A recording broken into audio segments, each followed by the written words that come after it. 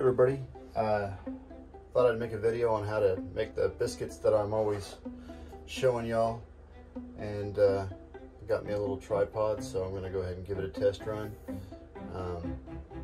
Been trying to think of some really cool commentary to start out with, and I have fuck all, so I'm just gonna go ahead and start, and we're just gonna go from there. So first and foremost, you gotta have your flour, and you need 2 cups. So usually scoop them in here, and that way it doesn't pack your flour. Actually, you'd get more than 2 cups if you did it that way. So you just mound it and then level it off best you can.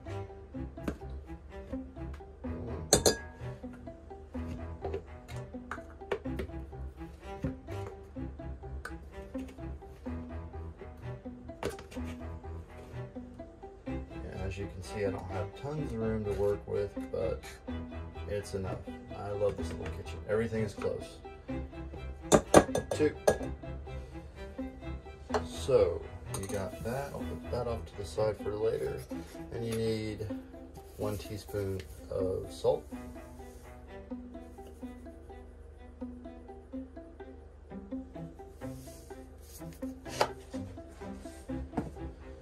And 3 teaspoons of baking powder.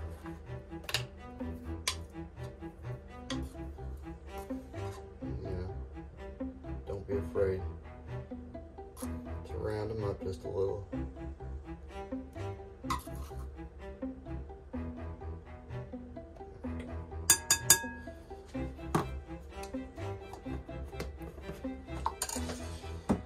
And after that, you want to get out your whisker and blend those in real good.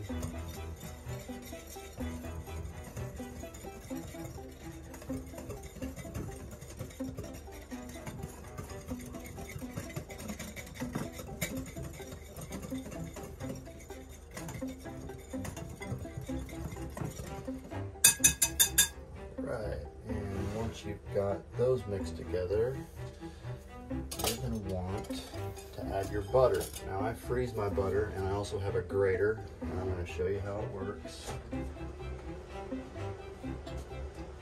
I keep everything in the freezer prior to doing this, because it does get warm in this kitchen, especially when you turn the oven on. I'll put it like this so you can see. I got 1 stick of butter. These half sticks work great with this grater. Hopefully I'm picking that up. Yeah, that's good. Just start grating.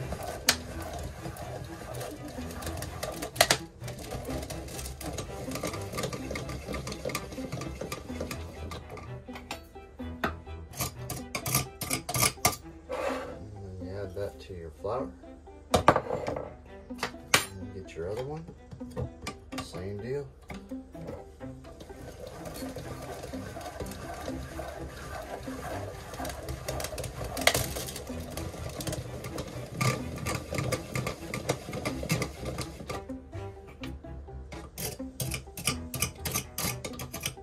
Oh, I love this thing.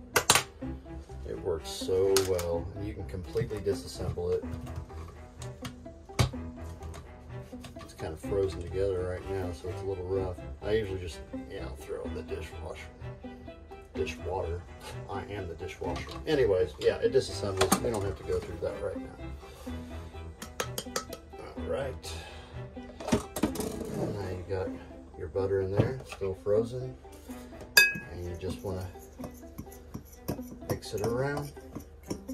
You don't have to blend it in with a dough blender or anything like that. I just mix it in there really well. Just get it as evenly distributed as possible.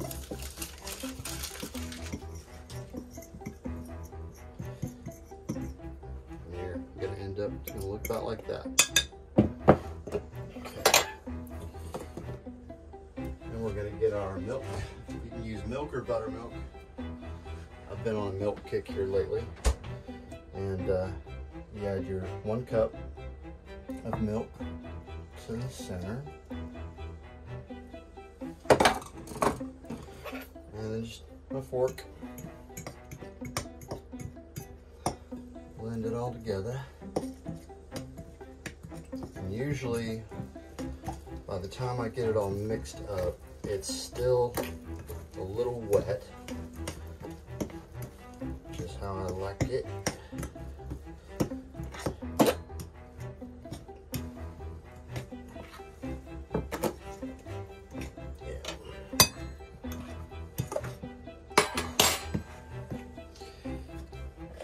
See, about that consistency right there is about where we're at.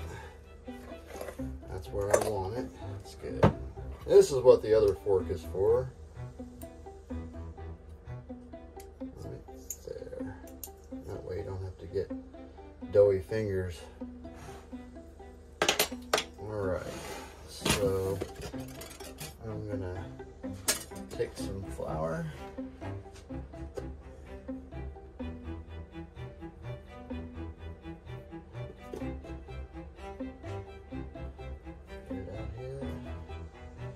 Notice I also keep my biscuit cutter in the flour, and each time you cut a biscuit, I dip it in there. That really helps a lot. We're gonna put that to the side for a moment and just dump that out there.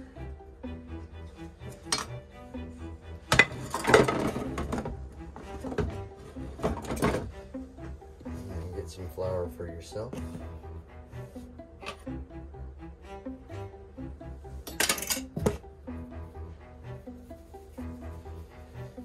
Start working it. And you notice, we're adding flour that I put down and that I put on the top. So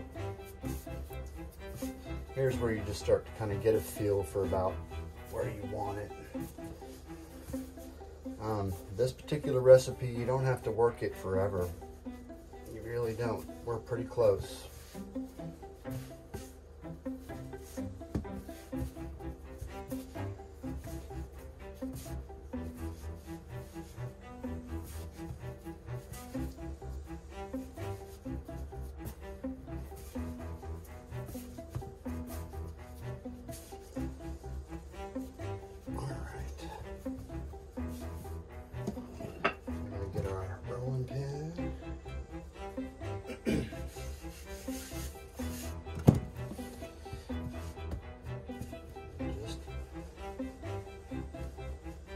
Working it a little bit.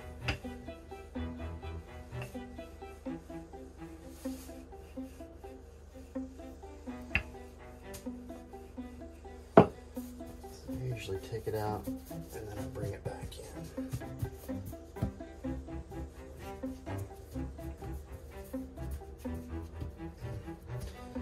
And it's kind of, I'm gonna go ahead and fold it down itself once.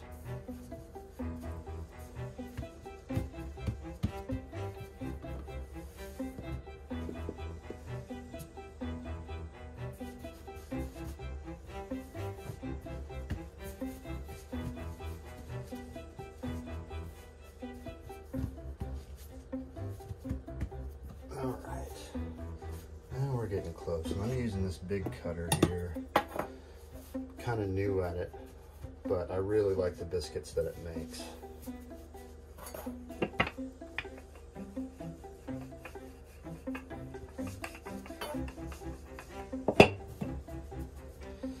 You gotta just kind of measure how it's gonna work out. I like to get 4.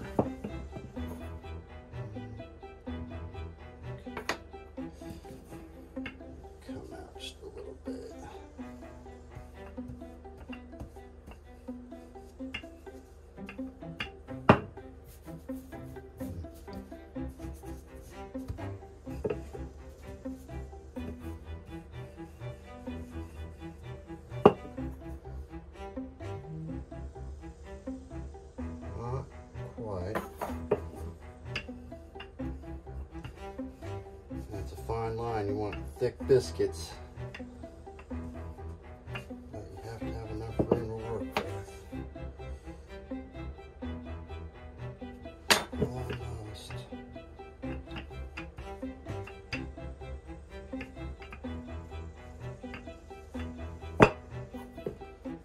Oh, and by the way, I already have the oven preheated to 475.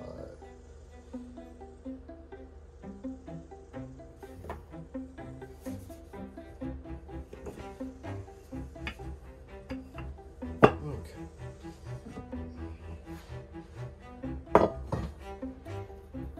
Remember your flour. Do not twist. Sorry.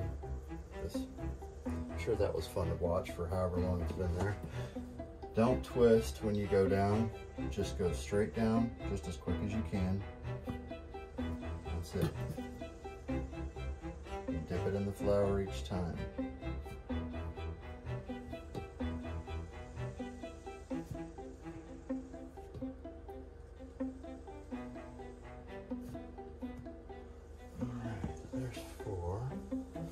No need to grease a good cast iron.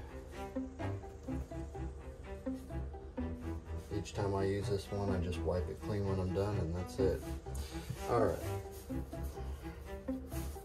So afterwards, you got to reform this.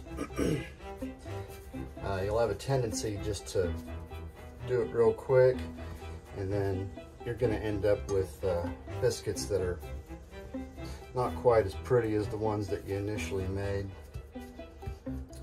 That's why it's good to have that rolling pin. That can help you get it all compressed back down again. And once you got it all together, then you can like that. So I'm gonna make 2 more out of this, and then I should have enough for 1 more after that.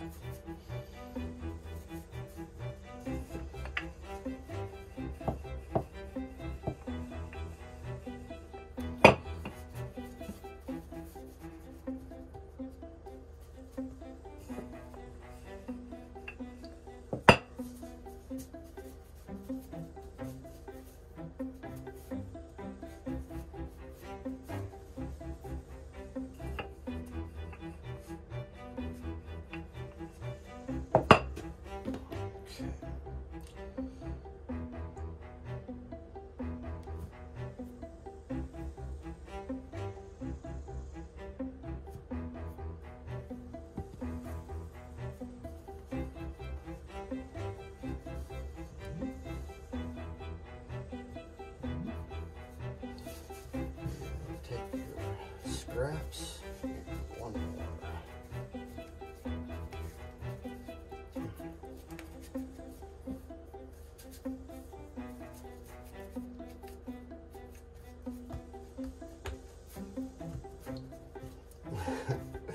We're pushing it.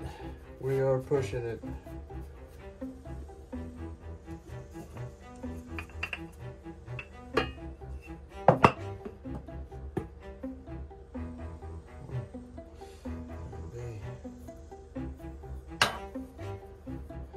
All right. So,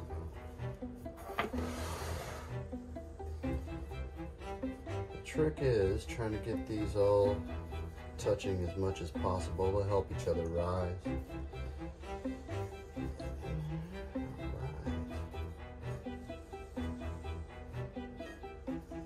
It's going to be a good batch.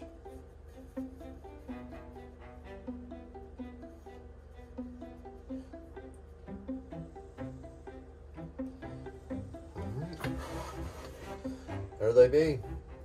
I usually do about 12 minutes.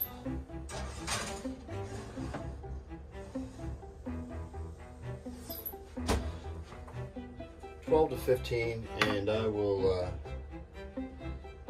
usually turn them after about 8 minutes. So we'll be back.